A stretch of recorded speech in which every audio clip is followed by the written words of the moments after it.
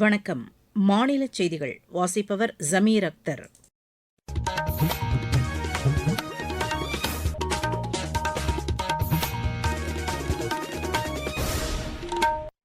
தலைப்புச் செய்திகள்.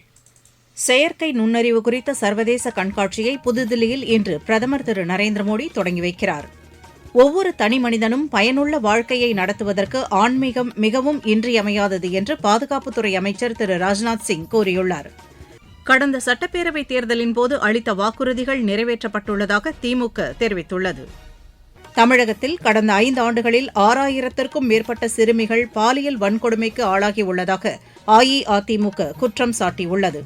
உலகக்கோப்பை டுவெண்டி கிரிக்கெட் போட்டியில் இந்தியா 61 ரன் வித்தியாசத்தில் பாகிஸ்தானை வென்றது. இனி விரிவான செய்திகள். செயற்கை நுண்ணறிவு குறித்த சர்வதேச கண்காட்சியை புதுதில்லியில் இன்று பிரதமர் திரு நரேந்திர மோடி தொடங்கி வைக்கிறார். 5 நாட்கள் நடைபெறவுள்ள இந்த கண்காட்சியோடு செயற்கை நுண்ணறிவால் இந்தியாவில் ஏற்பட்டுள்ள விளைவுகள் குறித்த உச்சிமாநாடும் நடத்தப்படுகிறது. செயற்கை நுண்ணறிவு துறையில் சர்வதேச ஒத்துழைப்பை விளக்கும் வகையில் Australia, Japan, Russia, England, France, Germany, Italy உள்ளிட்ட 13 நாடுகளின் அரங்குகள் இதில் இடம்பெறுகின்றன. இந்த கண்காட்சியில் மக்கள், பூமி, முன்னேற்றம் ஆகிய 3 கருப்பொருட்களின் அடிப்படையில் 300க்கும் மேற்பட்ட அரங்குகள் மற்றும் நேரடி செயல்முறை விளக்கங்கள் இடம்பெறவுள்ளன. ஒவ்வொரு தனிமனிதனும் சமநிலையான மற்றும் பயனுள்ள வாழ்க்கையை நடத்துவதற்கு ஆன்மீகம் மிகவும் இன்றியமையாதது என்று பாதுகாப்புத்துறை அமைச்சர் திரு ராஜ்நாத் சிங் தெரிவித்துள்ளார். கோயம்புத்தூரில் உள்ள ஈஷா யோகா மையத்தில் நடைபெற்ற மகா சிவராத்திரி விழாவில் கலந்து கொண்ட அவர், சிவபெருமான் எவ்வாறு பாதுகாப்பு மற்றும் அழிவு ஆகிய இரண்டையும் கொண்டிருக்கிறாரோ அதேபோல் நமது ஆயுதப்படைகளும் இன்று தங்களுக்குள் அச்சமின்மை மற்றும் பொறுமை ஆகிய இரண்டையும் கொண்டுள்ளன என்றார்.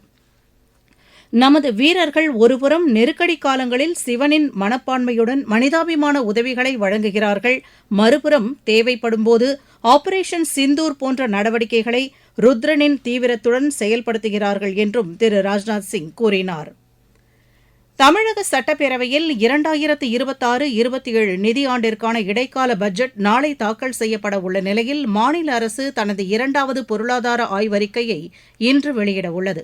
மாநில திட்டக்குழுவால் தயாரிக்கப்பட்டு நிதித்துறையின் முக்கிய பங்களிப்புகளை கொண்டுள்ள இந்த ஆவணம் மாநிலத்தின் பொருளாதார செயல்பாடு மற்றும் கொள்கை குறித்த விரிவான மதிப்பீட்டை வழங்கும் என எதிர்பார்க்கப்படுகிறது.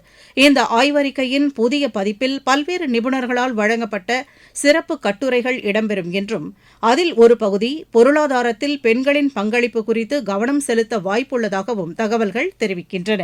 கடந்த சட்டப்பேரவைத் தேர்தலின்போது திமுக அளித்த வாக்குறுதிகளை நிறைவேற்றியுள்ளதாக துணை முதலமைச்சர் திரு உதயநிதி ஸ்டாலின் தெரிவித்துள்ளார். திருவாரூரில் நேற்று நடைபெற்ற நிகழ்ச்சி ஒன்றில் பேசிய அவர், காலை உணவு திட்டத்தின் மூலம் மாநிலம் முழுவதும் 22 லட்சம் குழந்தைகள் பயனடைந்து வருவதாக கூறினார். தமிழ் புதல்வன் திட்டத்தின் மூலம் 20 லட்சம் மாணவர்கள் பயனடைந்து வருவதாகவும் அவர் தெரிவித்தார். மகளிர் உரிமை தொகை திட்டத்தை மாநில அரசு அறிவித்தபோது அது சாத்தியமற்றது என்று எதிர்க்கட்சிகள் கூறியதாகவும், ஆனால் திமுக அரசு தொடர்ந்து அத்திட்டத்தை நிறைவேற்றியுள்ளதாகவும் அவர் கூறினார். அரசு பள்ளிகளுக்கு புதிதாக தேர்வு செய்யப்பட்ட 1021 முதுநிலை ஆசிரியர்களுக்கு பயிற்சி அளிக்க ஏற்பாடு செய்யப்பட்டுள்ளதாக பள்ளிக் கல்வித்துறை தெரிவித்துள்ளது. தமிழகத்தில் அரசு மேல்நிலைப் பள்ளிகளுக்கு ஆசிரியர் தேர்வு வாரியம் மூலம் தேர்வு செய்யப்பட்டவர்களுக்கு சமீபத்தில் பணி நியமன ஆணைகள் வழங்கப்பட்டது. புதிதாக நியமிக்கப்பட்ட அனைத்து முதுநிலை ஆசிரியர்களும் மருத்துவச் சான்றுடன் இன்று தங்களுக்கான பள்ளிகளுக்கு சென்று பணியில் சேரவுள்ளனர். இதைத் தொடர்ந்து இவர்களுக்கான ஒருநாள் பயிற்சி சென்னையில் வரும் 18ஆம் தேதி நடைபெறவுள்ளதாக பள்ளிக் கல்வித்துறை தெரிவித்துள்ளது. நீங்கள் கேட்டுக்கொண்டிருப்பது மாநில செய்தி அறிக்கை. மக்கள் போற்றும் மத்திய பட்ஜெட். தமிழகத்தின் ரயில் மேம்பாட்டு திட்டங்களுக்கு 7611 கோடி ரூபாய் நிதி ஒதுக்கீடு. சென்னையிலிருந்து ஹைதராபாத் மற்றும் பெங்களூருவுக்கு புல்லட் ரயில் வழித்தடம். தென்னை விவசாயிகளுக்கான ஊக்குவிப்பு திட்டம். ஆதிச்சநல்லூரில் சர்வதேச தரத்திலான கலாச்சார மையம். பொதிகை மலையில் மலையேற்றத்திற்கான வழித்தடம். பழவேற்காடு ஏரியில் பறவைகள் காட்சி மையம். மாவட்டம் தோறும் மகளிர் விடுதிகள். தமிழகம் மட்டுமின்றி நாடே போற்றும் மத்திய பட்ஜெட். வளர்ச்சியடைந்த இந்தியாவிற்கான பயணத்தில் மோடி அரசு. தொடரும் சீர்திருத்த நடவடிக்கைகள். தமிழகத்தில் கடந்த 5 ஆண்டுகளில் 6000த்திற்கும் மேற்பட்ட சிறுமிகள் பாலியல் வன்கொடுமைக்கு ஆளாகியுள்ளதாக அஇஅதிமுக பொதுச் செயலாளர் திரு எடப்பாடி பழனிசாமி குற்றம் சாட்டியுள்ளார். ஈரோடு மாவட்டம் சத்தியமங்கலத்தில் நேற்று நடைபெற்ற பொதுக்கூட்டத்தில் பேசிய அவர் மாநில அரசின் மோசமான நிர்வாகத்திற்கு இதுவே உதாரணம் என்று கூறினார். அஇஅதிமுக ஆட்சிக்கு வந்தால் நடைபாதை வியாபாரிகளின் கூட்டுறவு வங்கிக் கடன் தள்ளுபடி செய்யப்படும் என்றும் அவர் தெரிவித்தார். சிறுபான்மையினர், மகளிர் சுய உதவிக் குழுவினர் கூட்டுறவு வங்கிகளில் வாங்கிய கடன்களும் தள்ளுபடி செய்யப்படும் என்றும் திரு எடப்பாடி பழனிசாமி கூறினார். அரியலூர் மாவட்டத்தில் நிலவாழ் பறவைகள் கணக்கெடுப்பில் 47 வகையான பறவைகள் இருப்பது தெரியவந்துள்ளது.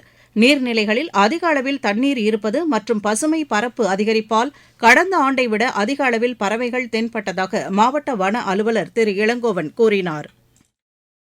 அரியலூர் மாவட்டத்தில் 2026ஆம் ஆண்டுக்கான நிலவாழ் பறவைகள் கணக்கெடுக்கும்படி 14, 15 ஆகிய 2 தினங்கள் நடைபெற்றது. இந்த பறவைகள் கணக்கெடுப்பானது மாவட்டத்தில் காப்புக்காடு, பொது இடம், மைனிங் நடைபெற்ற இடம் மற்றும் பல்வேறு இடங்கள்ல கடந்த ஆண்டு சுமார் 7000க்கும் குறைவான பறவைகள் தான் இருந்தது. இந்த ஆண்டு சுமார் 9000க்கும் மேற்பட்ட பறவைகள் கணக்கெடுக்கப்பட்டது. சுமார் 47 வகையான பறவை இனங்கள் கணக்கில் கொண்டு வரப்பட்டது.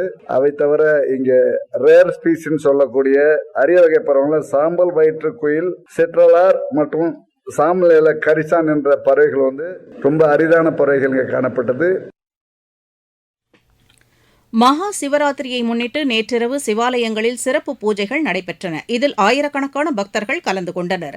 தென்காசி மாவட்டத்தில் பிரசித்தி பெற்ற காசி விஸ்வநாதர் ஆலயத்தில் சிவபெருமானுக்கு சிறப்பு அபிஷேகங்களும் தீபாராதனைகளும் செய்யப்பட்டன. அதேபோல் சங்கரன் கோவிலில் உள்ள சங்கரநாராயண சுவாமி திருக்கோவிலிலும் மாவட்டத்தில் உள்ள இதர சிவன் கோவில்களிலும் நடைபெற்ற சிவராத்திரி சிறப்பு பூஜையில் ஏராளமானோர் கலந்து கொண்டனர்.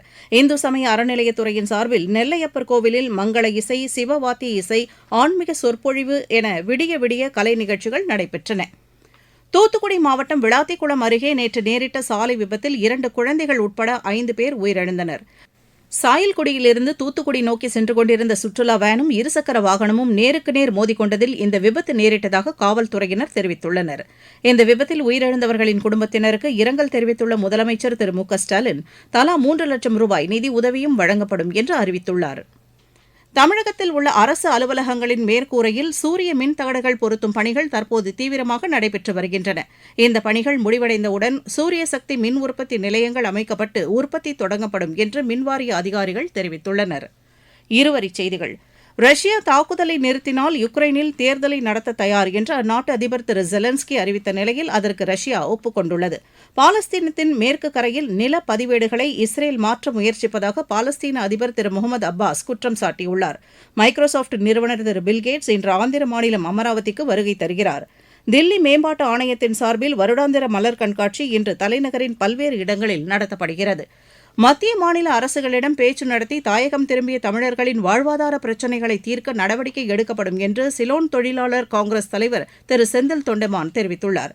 கிருஷ்ணகிரி மாவட்டம் ஒசூரில் கடந்த 10 நாட்களாக நடைபெற்று வந்த நாட்டியாஞ்சலி விழா நேற்று கோலாகலமாக நிறைவடைந்தது. நீலகிரி மாவட்டத்தில் நடைபெற்ற பறவைகள் கணக்கெடுப்பின் போது புல்வெளிக் கழுகு, வெள்ளை திக்கல், நீல ஈ பிடிப்பான் உள்ளிட்ட அரிய வகை பறவைகள் தென்பட்டதாக வனத்துறை தெரிவித்துள்ளது. சென்னை மாநகராட்சியின் சார்பில் மெரினா கடற்கரையில் நேற்று தமிழகத்தின் பாரம்பரிய கலை நிகழ்ச்சிகள் நடத்தப்பட்டன. விளையாட்டுச் செய்திகள். உலகக்கோப்பை டுவெண்டி கிரிக்கெட் போட்டியில் இந்தியா 61 ரன் வித்தியாசத்தில் பாகிஸ்தானை வென்றது. கொழும்புவில் நேற்று நடைபெற்ற போட்டியில் முதலில் விளையாடிய இந்தியா நிர்ணயிக்கப்பட்ட 20 ஓவரில் 7 விக்கெட் இழப்புக்கு 175 ரன் எடுத்தது. துவக்க ஆட்டக்காரர் இஷான் கிஷன் 40 பந்துகளில் 77 ரன் எடுத்தார். 176 ரன் எடுத்தால் வெற்றி என்ற இலக்குடன் பின்னர் களமிறங்கிய பாகிஸ்தான் 18 ஓவரில் 114 ரன்னுக்கு ஆட்டமிழந்தது. இந்தியா தரப்பில் ஹர்திக் பாண்டியா, ஜஸ்பிரித் பும்ரா, அக்ஷர் பட்டேல், வருண் சக்கரவர்த்தி ஆகியோர் தலா 2 விக்கெட்டுகளையும், குல்தீப் யாதவ், திலீப் வர்மா ஆகியோர் தலா 1 விக்கெட்டையும் வீழ்த்தினர். ஐஎஸ்எல் கால்பந்து போட்டியில் பெங்களூரு அணி 2-0 என்ற கோல் கணக்கில் தில்லி அணியை வென்றது. பெங்களூருவில் நடைபெற்ற இப்போட்டியில் பெங்களூரு அணி தரப்பில் சிவசக்தி, சுனில் சேத்ரி ஆகியோர் கோல் அடித்தனர். முன்னதாக ஜம்ஷெட்பூரில் நடைபெற்ற ஆட்டத்தில் ஜம்ஷெட்பூர் அணி 1-0 என்ற கோல் கணக்கில் முகமதன் அணியை வென்றது. இன்று நடைபெறும் ஆட்டத்தில் ஈஸ்ட் பெங்கால் அணி ஒருங்கிணைந்த வடகிழக்கு அணியை எதிர்கொள்கிறது. ரூர்கேலாவில் நேற்று நடைபெற்ற புரோ லீக் ஹாக்கி போட்டியில் அர்ஜென்டினா 4-2 என்ற கோல் கணக்கில் இந்தியாவை வென்றது. மீண்டும் தலைப்புச் செய்திகள். செயற்கை நுண்ணறிவு குறித்த சர்வதேச கண்காட்சியை புதுதில்லியில் இன்று பிரதமர் திரு நரேந்திர மோடி தொடங்கி வைக்கிறார். ஒவ்வொரு தனி மனிதனும் பயனுள்ள வாழ்க்கையை நடத்துவதற்கு ஆன்மீகம் மிகவும் இன்றியமையாதது என்று பாதுகாப்புத்துறை அமைச்சர் திரு ராஜ்நாத் சிங் கூறியுள்ளார். கடந்த சட்டப்பேரவைத் தேர்தலின் போது அளித்த வாக்குறுதிகள் நிறைவேற்றப்பட்டுள்ளதாக திமுக தெரிவித்துள்ளது. தமிழகத்தில் கடந்த 5 ஆண்டுகளில் 6000த்திற்கும் மேற்பட்ட சிறுமிகள் பாலியல் வன்கொடுமைக்கு ஆளாகியுள்ளதாக அஇஅதிமுக குற்றம் சாட்டியுள்ளது. உலகக்கோப்பை டுவெண்டி கிரிக்கெட் போட்டியில் இந்தியா 61 ரன் வித்தியாசத்தில் பாகிஸ்தானை வென்றது. செய்தி அறிக்கை நிறைவு பெற்றது.